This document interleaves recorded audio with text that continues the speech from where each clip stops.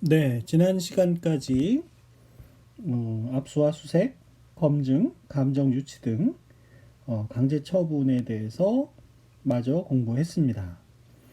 이번 시간에는 수사 단계에서 할 수 있는 증거 보전에 대해서 알아보도록 하겠습니다. 증거 보전이라는 말에서 보전이라는 말은 이렇게 쓰는 것이죠. 그래서 온전하게, 완전하게 보존한다, 보관한다 이런 의미가 될 수 있겠습니다. 근데 이 형사 절차에서 수사상 증거 보존 제도가 있지만 민사소송법에도 증거 보존 제도가 있습니다. 거기에서도 증거를 온전하게 보존할 필요가 있기 때문에 증거 보존 제도가 있는데요. 자세한 내용은 우리 학교 이태영 교수님이 쓰신 민사소송법 강의 교재에도 실려 있으니까 비교해서 한번 살펴보시면 더 이해가 되리라고 봅니다. 이와 같은 형사 절차에서 수사상 증거를 보존할 수 있는 방법에는 크게 두 가지가 있는데요. 첫 번째는 증거 보존 청구이고 두 번째는 증인 신문 청구입니다. 그 중에서 증거 보존 청구에 대해서 살펴보도록 하겠습니다.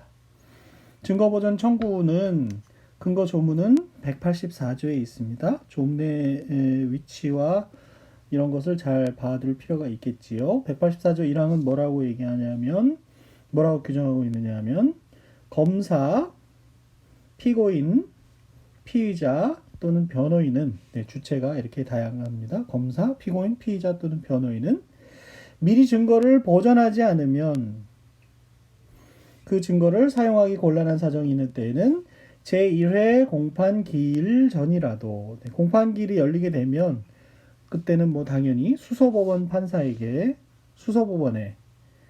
재판부의 단독 판사에게 관할에 따라서 청구하면 되는데요. 공판기일 전에 지금 미리 증거를 보전할 필요성이 있으면 1회 공판기일 전에 판사에게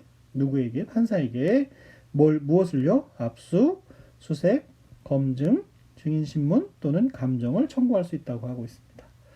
자, 이렇게 자세하게 보는 이유는 뒤에서 보는 수사상 증거보전에는 말 그대로의 증거보전 청구와 증인신문 청구가 있거든요. 뒤에서 볼 증인신문 청구에 비해서 색깔을 좀 바꿔서 연두색으로 해보면 이렇게 검사, 피고인, 피의자, 변호인과 같이 주체 차이가 있고요. 또 압수, 수색, 검증, 증인신문, 감정과 같이 다양하게 할 수 있습니다. 184조의 증거보존 청구는 그에 비해서 증인신문 청구는 검사만이 할 수 있고요. 일단 주체가 검사만이 할 수 있고 그 다음에 증인신문, 여기 나오는 증인신문만 할 수 있기 때문에 두 가지가 기본적으로 차이가 있습니다. 그 밖에 증거 보전 결과를 누가 보관하느냐 이런 점도 차이가 있지만 근본적으로는 청구 주체와 그리고 청구할 수 있는 대상이 차이가 있습니다. 이것을 184조에서 규정하고 있는 것을 증거 보존의 청구라고 하는 것입니다. 한편 성폭력 범죄의 처벌 등에 관한 특례법 같은 데에서는 증거 보존의 특례라고 해서 의무적으로 하도록 되어 있는 경우가 있죠. 예를 들어서 조문을 읽어보겠습니다. 피해자나 그 법정 대리인은 피해자가 공판기일에 출석하여 증언하는 것에 현저히 곤란한 사정이 있을 때에는 그 사유를 소명하여 해당 성폭력 범죄를 수사하는 검사에게 형사소송법 184조, 지금 저희가 공부하는 거죠. 증거보존의 청구와 그 절차 1항에 따른 지금 저희가 바로 본 조문입니다. 증거보존의 청구를 할 것을 요청할 수 있고 이 경우 피해자가 16세 미만이거나 신체적인 또는 정신적인 장애로 사물을 변별하거나 의사를 결정할 능력이 미약한 경우에 해당하면 공판기일에 출석하여 증언하는 것에 현저히 곤란한 사정이 있는 것으로 본다는 것이죠. 그리고 제1항의 요청을 받은 검사는 그 요청이 타당하다 인정할 때에는 증거보존의 청구를 할 수 있다. 이렇게 규정하고 있습니다. 이 증거보존 청구와 관련해서 판례를 몇 개 살펴보면 77도 2770 대법원 77도 2770 판결을 보면 피의자 신문은 피의자 신문은 우리가 공부한 증거보전 방법으로 청구할 수 없다는 것이죠. 이 조문에서도 보시면 위에 조문에 보시면 압수수색 검증, 증인신문, 감정을 청구할 수 있는 것이지 피의자 신문은 청구할 수가 없도록 되어 있는 거죠. 그래서 증거보전 절차로 피의자 신문 했다 하더라도 적법한 증거보전이 아니기 때문에 증거 능력이 없다는 판결이고요. 그러니까 증거보전으로서 할 수 있는 범위를 벗어난 거죠. 피의자 신문은. 그 다음에 88년도에 선고된 86도 1646 판결을 보면 공동피고인 유아무개라는 사람과 피고인이 뇌물을 서로 주고받은 사이 증례자와 수뢰자로서 필요적 공범관계에 있는 경우에 뇌물은 주는 사람과 받는 사람 필요적 공범관계에 있다고 하더라도 그에 대해서 필요적 공범관계에 있는 사람을 증인으로 신문할 수 있다. 증거보전 절차로서요. 미리 보전하기 위해 필요한 경우 184조에 의한 수사 단계에서 증거보전을 공범관계에 있는 사람에 대한 증인신문은 할 수 있다는 겁니다. 다시 조문을 보시면 여기 증인신문 있지 않습니까? 이 증인신문에 이 필요적 공범관계에 있는 사람에 대해서도 증인신문 하는 것이 가능하다는 판결이겠습니다. 피의자 신문은 안 되지만 필요적 공범관계에 있는 증인 가능하다는 얘기가 되겠죠. 네, 지금 필요적 공동 피고인, 필요 공범 관계에 있는 사람의 증인들에 대해서도 아직 개념이 정확하게 잡히지 않을 텐데 역시 증거법을 공부하면서 증인 적격에 대해서 공부하면 더 쉽게 알 수 있는 부분이 되겠습니다. 여기서는 이 정도로 하고요. 그와 같이 증거보전을 하려고 하면 어떤 절차를 밟아야 되느냐? 185조에서 검사, 피고인, 피의자 또는 변호인은 판사의 허가를 얻어 전조 184조 증거보전 청구에 관한 서류와 증거물을 열람 또는 등사할 수 있다. 압수수색 검증이나 증인신문 감정을 하고 그 서류나 증거물을 열람 또는 등사하는 방법으로 절차가 진행이 되는 것입니다. 그리고 311조에서는 이건 이제 전문 법칙의 예외를 규정하고 있는 조문인데요. 311조 전문 증거지만 증거 능력을 가지게 되는 전문 법칙의 예외를 규정하고 있는 조문인데 뭐라고 규정하느냐면 이 문을 보시면 됩니다. 184조 우리가 지금 공부한 그리고 220조의 2는 뒤에서 공부할 증인신문의 청구입니다. 바로 뒤에서 184조에 의하여 작성한 조서 증인신문을 하면 증인신문 조서, 압수수색 검증을 하면 압수조서, 수색 검증조서 이런 걸 작성하지 않겠습니까? 그런 조서도 같다. 뭐라고요? 증거로 할 수 있다고 해서 증거 능력이 있는 예외를 규정합니다. 네, 역시 증거법 조문에서 다시 등장을 할 거고 이와 같이 184조와 221조의 2를 포함해서 311조의 증거 능력의 예외 조문에 대해서는 강의한 3260 이하에 이 강의한 3260 이하에 있으니까요. 미리 예습이 필요하신 분이나 또 증거법 공부가 돼 있어서 복습이 필요하신 분들은 지금 봐도 좋은 공부가 되겠습니다.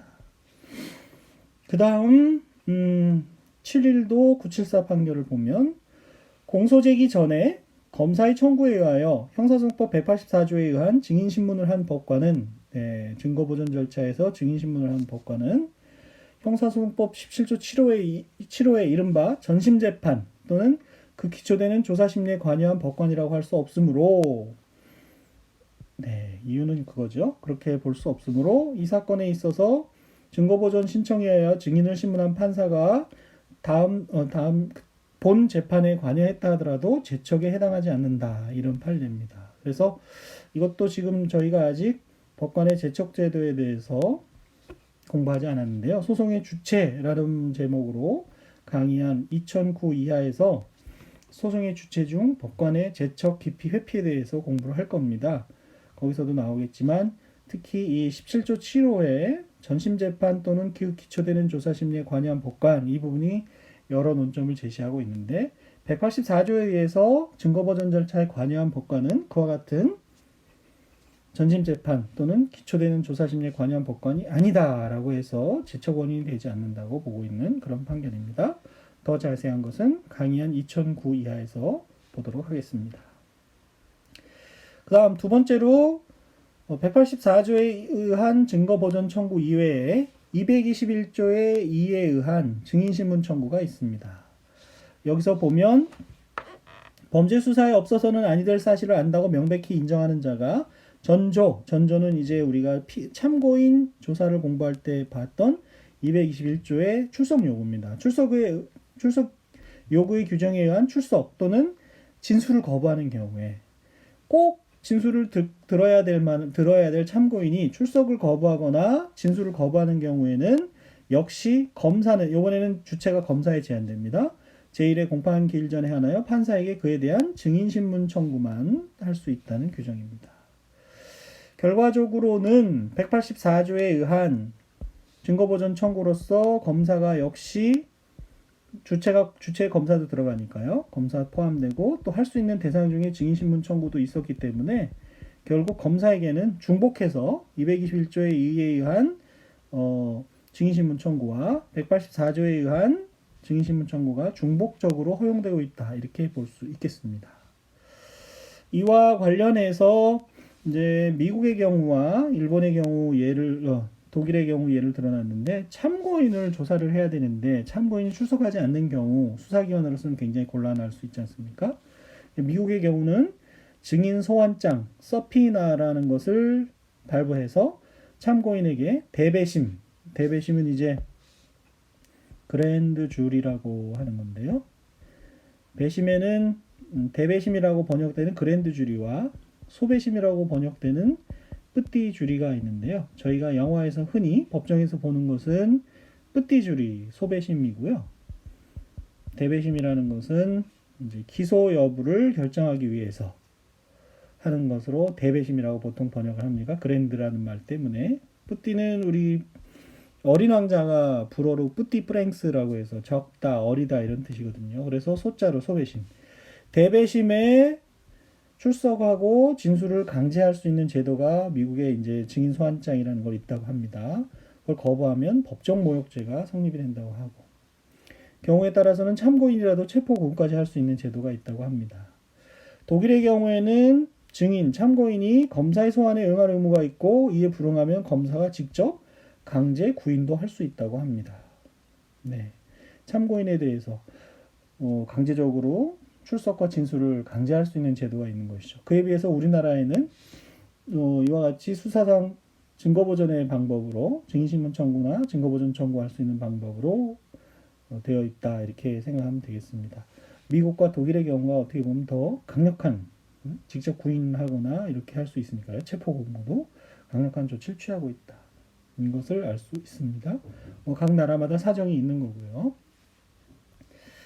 어쨌거나 221조에 의한 증인신문 청구는 앞서 본 증거보전의 청구와 달리 주체가 검사로 한정되고 또 청구할 수 있는 조치가 증인신문으로만 국한되어 있다는 것에 유의해야 되겠습니다.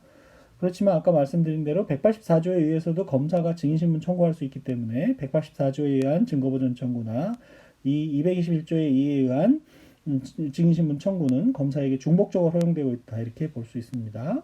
관련해서 5항에서는 221조의 이 5항에서는 제1항의 청구에 따라 증인신문기일을 정한 때에는 피고인, 피의자 또는 변호인에게 증인신문기일을 통지하고 증인신문에 참여할 수 있도록 하여야 한다. 이에 위반하면 증거능력을 인정할 수 없다. 즉 상대방이라고 할 수 있는 피고인이나 피의자, 변호인에게 통지해서 참여할 기회를 주고 해야지 일방적으로 하면 안 된다. 이런 얘기가 되겠습니다. 이것과 관련해서 1992년도에 선고된 9일도 2337 판결을 잠시 보도록 하겠습니다. 죄명은 이제 강제추행치상인데요. 공소사실은 1165에 잘 나와 있습니다. 그래서 그 강제추행했던 공소사실을 인정하기 위한 증거를 봤더니 제1회 공판 기일 전에 지금 제1회 공판 기일 전이죠. 수사상 증거보전을 하려면 제1회 공판 기일 전에 증인 아무개에 대한 증인신문 조서를 해서 이 사건 증거보존 기록에 의하면 증거보존을 했다는 얘기죠. 판사가 형사소송법 184조에 의한 증거보존 절차에서 증인신문하에 작성된 것임에도. 네, 이 소개를 지금 221, 좀 펜을 좀 바꿔서요. 221조의 2에서 설명하고 있지만 184조에 의한 증거보존 절차에서도 똑같은 참여권을 보장해야 되는 것은 마찬가지입니다. 그래서 증인 시 일시와 장소를 피의자 및 변호인에게 알리지 않고 증인신문에 참여할 수 있는 기회를 주지 않았다면 221조의 2에 의한 증인신문 청구든 184조에 의한 증거보존 절차에서의 증인신문 청구든 절차가 법에 맞지 않아서 적법 절차에 맞지 않아서 적법 절차라기보다도 법에 위법한 것이 되어서 증거 능력이 없다는 그런 판례입니다. 증거보존 절차에서도 증인신문하는 경우에 당사자의 참여권이 보장이 안 되면 증거 능력이 없다는 것을 알 수 있습니다. 그 밖에 압수수색 184조의 경우 압수수색, 검증, 감정 등에 있어서도 필요한 절차를 지켜야 되겠죠. 221조에 의한 증인신문 외에는 어떤 절차가 이루어지느냐 6항에서 규정하고 있는데 아까 184조에 의한 증거보존 청구의 경우에는 서류나 증거물을 검사나 피의자, 피고인, 변호인이 열람 등사할 수 있다고 되어 있었는데 221조의 2에 의해서 하게 되면 판사는 제1항의 청구에 증인신문을 한 때에는 지체 없이 이에 관한 서류를 검사에게 송부하도록 해서 검사가 증거보존 결과물을 갖고 있다가 나중에 그 공판 절차에 제출하도록 하는 그런 방식으로 이루어지고 있습니다. 이 점이 또한 차이점이 있죠. 그래서 검사에게는 자기가 이 서류를 갖게 되니까 221조의 2에 따라서 증거보존을 청구할 만한 더 많은 필요성을 느낄 수 있다고 하겠습니다. 그래서 1170에 보시면 184조에 의한 증거보존의 경우 서류와 증거물을 법원에서 보관하고 열람 및 등사가 허용됐던 것과 다른다는 것에 유의해야 됩니다. 검사가 갖고 있게 된다는 거죠. 221조의 경우. 한편 증인신문 청구에 따라서 221조에 의한 증인신문 청구에 따라 작성된 증인신문 조서는 아까 봤던 전문법칙 예외에 따라서 184조 및 221조에 의한 증인신문 조서는 증거능력이 인정됩니다. 증거능력이 인정 안 되면 굳이 증거보존할 필요가 없겠죠. 그리고 221조의 이 규정에 따라 증인신문을 한 판사는 아까 184조에 의한 증거보존 절차에 관여했던 판사가 제척 원인이 안 된다고 됐는데 221조의 이해 규정에 의해서 제척 사유가 되느냐 똑같은 문제가 있습니다.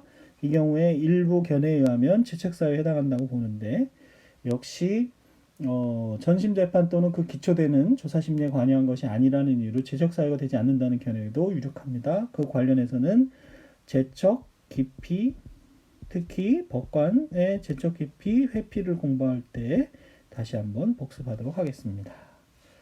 네, 증거보존 절차에 대해서 이 정도로 알고 계셔야 될 것 같습니다.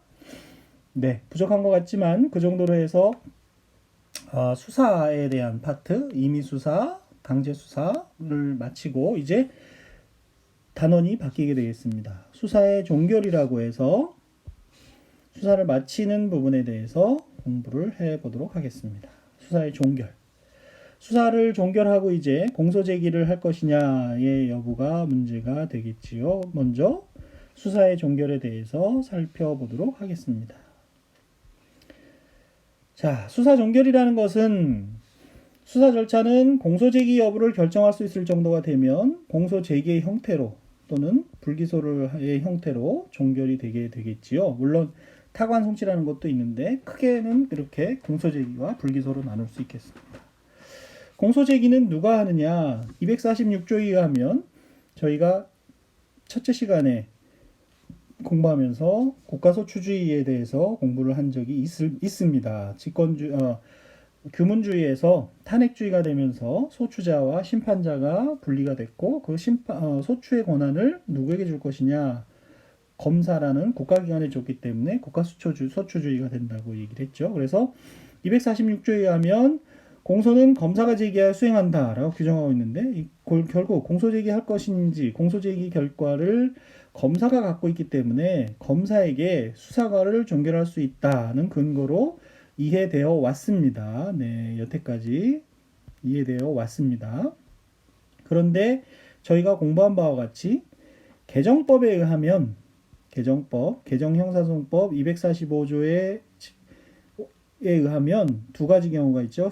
경찰이 수사관을 마치면 1호와 같이 사건을 송치하든지 2호와 같이 사건을 송치하지 않는 경우에 서류와 증거물을 송부할 의무가 있는 경우 두 가지. 다시 읽어보겠습니다. 개정법 245조의 5 제1호는 범죄 혐의가 있다고 인정되는 경우에 사건의 송치와 더불어서 2호는 그 밖의 경우 사건을 송치하지 않는 경우에 사법경찰관의 서류와 증거물을 검사에게 송부할 의무에 대해서 규정하고 있죠. 강의안 221에서 223에 그것서 우리가 본 바가 있습니다. 그래서 현행법, 아직까지는 이 현행법이 적용되고 있는데 196조 4항에 의하면 사법경찰관은 범죄를 수사한 때에는 관계서류와 증거물을 지체 없이 검사에게 송부해야 한다라고 하는 규정은 개정안에서는 이제 삭제가 되고 국법하에서는 검사만이 수사를 종결할 수 있다고 이렇게 해석이 되었었는데 지금은 개정법에 의해서 이렇게 송치하는 경우와 송치하지 않는 경우로 나누어서 규정을 하고 있고 송치하지 않는 경우에는 그래서 사법경찰관에게 수사 종결권을 준 것이다. 이렇게 해석이 되는 것이죠. 만약에 이 2호에 의해서 불송치 결정을 하게 된 경우 고소 고발인의 이의 신청이 있다거나 그러면은 사건 송치를 하도록 법이 규정하고 있죠. 그에 대해서는 강의안 223에서 저희가 살펴본 적이 있고요. 검사의 불송치 사건에 대해서 재수사 요청하는 것에 대해서도 283에서 강의안에서 살펴본 바가 있습니다. 이와 같이 지금은 사법경찰관이 사건을 송치하지 않는 경우 일부 1차적 수사 종결권이 사법경찰관에게 있다라고 표현할 수 있겠습니다만 여전히 공소 제기, 불기소 결정을 최종적으로 하는 것은 검사에게 있습니다. 그리고 238조와 239조, 1175와 1176에서 보는 것처럼 고소 고발 사건이 사법경찰관이 고소 또는 고발을 받은 때에는 신속히 조사하여 관계서류와 증거물을 검사에게 송부해야 한다. 해서 마치 송치하지 않는 경우, 송치하는 경우를 구별하지 않고 이렇게 하는 것으로 되어 있는데 그 조문이 현행 개정법하고 형식상 충돌되지는 않는 것 같습니다. 송치하든 송치하지 않던 일단 서류와 증거물은 검사에게 송부하여야 하니까요. 그리고 고소 또는 고발의 취소에 관하여도 역시 같은 규정을 준용하고 있는데 문제는 257조의 규정에서 보면 검사가 모든 사건에 대해서 수사권을 갖고 있을 때는 고소 고발 사건에 대해서 범죄를 검사가 수사할 수 있었습니다. 3월 이내에 이제 수사를 완료해서 공소 제기를 결정해야 되는데 여러분 아시다시피 검사의 수사권이 축소가 됐지요. 모든 수사가 아니라 지금은 강의안 262에서 보는 것처럼 검찰청법에 의해서 범죄가 축소가 되어 있습니다. 그렇다면 257조를 현행법에 맞게 해석을 하려고 그러면 검사가 직접 수사할 수 있는 사건에 대한 고소고발이라고 257조를 제한적으로 해석을 해야 현행 개정법과 맞게 될 것 같습니다. 지금은 그렇지만 조만간 이제 개정법이 시행이 될 테니까요. 그래서 257조는 검사가 수사권을 갖는 경우에 관한 규정이다. 이렇게 합리적으로 체계적으로 해석할 수 있을 것 같습니다. 어찌됐건 최종적인 수사 종결 처분에 따라서 공소를 제기할지 불기소할지 또는 타관 송치라는 것이 있는데 이것을 할지는 검사가 결정하게 되겠지요.